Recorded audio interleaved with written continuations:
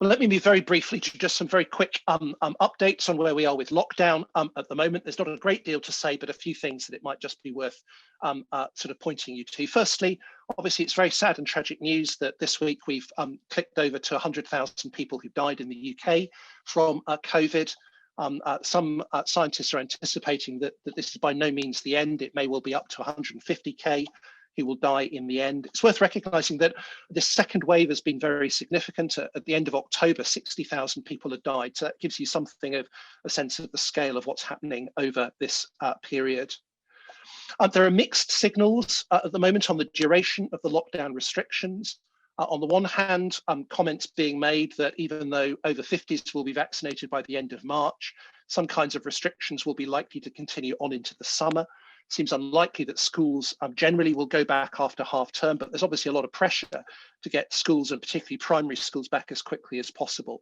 So it's really hard to read the signals coming out of government. It's a bit of a mixed kind of message. My anticipation is still that this lockdown is likely to last longer than we would sort of have imagined, and we need to be ready for that. The impact of that onto events through the year is becoming obvious. Spring Harvest have cancelled their events at Easter. You know that Glastonbury was cancelled as summer festival. I think this is going to be the increasing pattern, that it's not going to be possible to organise events like this. People are not able to book summer holidays in the way that they anticipated. Worth noting for churches that fines have been increased for unlawful gatherings of more than 15 people. Those have now been raised to a fine of £800, increasing up to a maximum of £6,400 for multiple offences.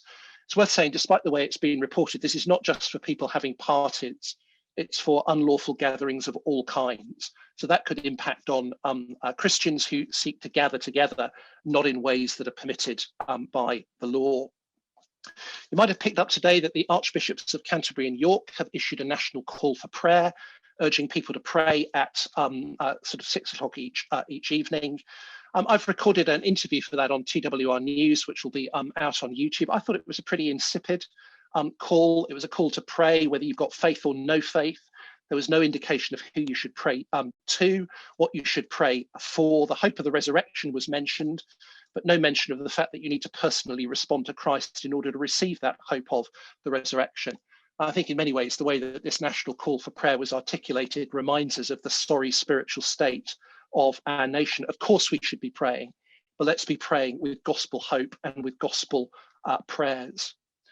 One article I picked up this week that I thought was really interesting was on the Think Theology website. That's a website of a group of New Frontiers pastors. Again, urging us to keep learning the lessons of lockdown that God might be teaching us. It's easy to put all of our energy into railing against the lockdown restrictions. Maybe there are things that we need to reflect on. I found that really helpful, and it might be useful to you. Webinars that are coming up in the next few weeks. We've got a program of webinars. We're going to be covering a number of things, a medical update on the current situation from Peter Saunders. We're going to think about how we respond to the cultural moment of COVID with Dan Strange, who's going to help us think about that. Leading volunteers in COVID and beyond, Ray Evans.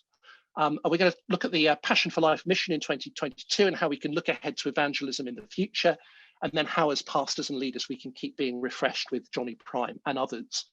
Also to note, our FIEC local conferences are starting this week. Obviously, they can't meet in person, but we've got about 33 local conferences for local leaders. I'm going to be starting in North Wales and Liverpool this week. It's a great opportunity to get together and encourage one another, hear God's word.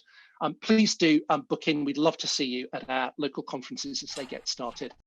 Right, John, one for you as we come to a conclusion. John, this is about serving the vulnerable.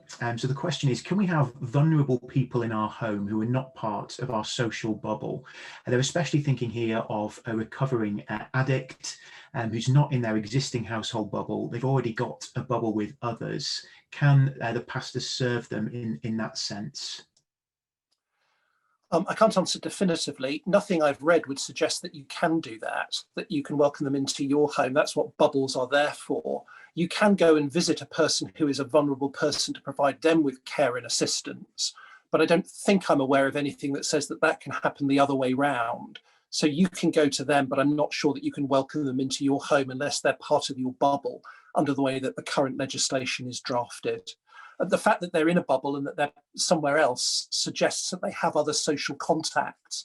And the problem is that what you're describing is really wanting to add to that, whereas actually the legislation is all about preventing you from being able to do that in order to minimize the amount of social contact that we have. Thanks, John. So the advice is go to the person, but the person shouldn't necessarily come to you. I think that's probably the best way of interpreting the legislation, although, as I said, not been asked that question before, and I can't be totally definitive about it. Can I just add a caveat to my answer about vulnerable people? I should say we just must also bear in mind the importance of being able to have support groups. So there is specific provision for having support groups of people who are vulnerable, which includes specifically those who are addicts. And you can have a support group of up to 15. That doesn't mean it has to be 15, it can be any size. So if you are functioning as providing what in effect is properly a support group of care and therapy for that person, that would fall within that exception. That's just different, of course, from having ordinary social interchange. But yes, you could have a valid support group that is directed to somebody who's in that vulnerable category, even if it's actually only one person who's being supported. Great, thank you.